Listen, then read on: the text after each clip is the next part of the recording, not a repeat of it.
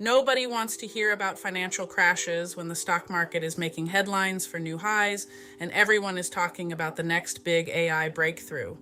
But history has a funny way of reminding us that markets often look strongest right before people realize just how much risk has been quietly piling up beneath the surface. I'm not saying a global financial crash is guaranteed. Nobody can honestly say that. What I am saying is that there are enough warning signs that pretending everything is perfectly fine would be irresponsible. Around the world, governments are carrying enormous amounts of debt.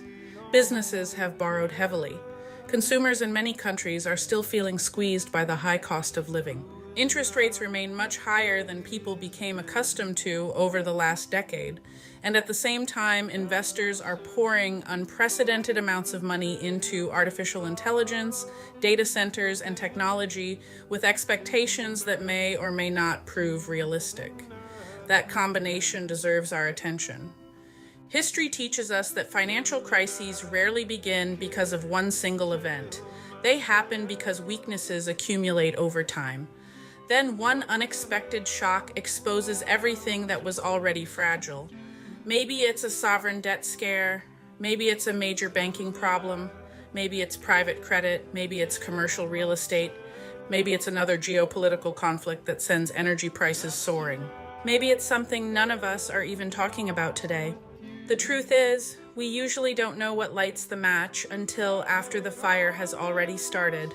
What concerns me isn't just debt, it's confidence. Modern financial systems run on confidence.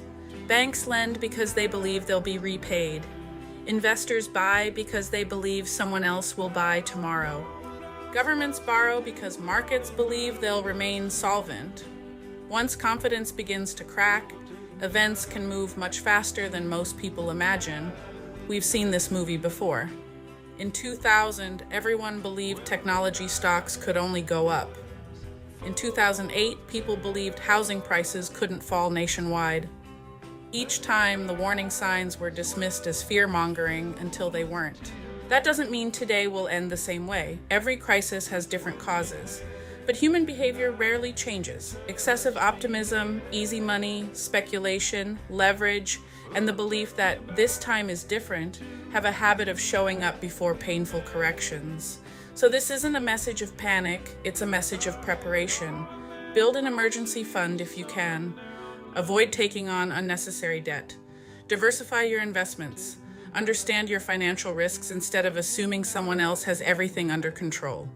And perhaps most importantly, remember that economic cycles are exactly that, cycles. Booms don't last forever, and neither do downturns.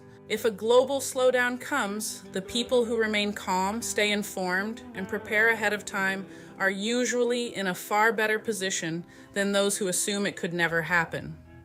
No one knows exactly what tomorrow holds. But paying attention to credible warnings, asking thoughtful questions, and preparing for uncertainty isn't pessimism, it's prudence.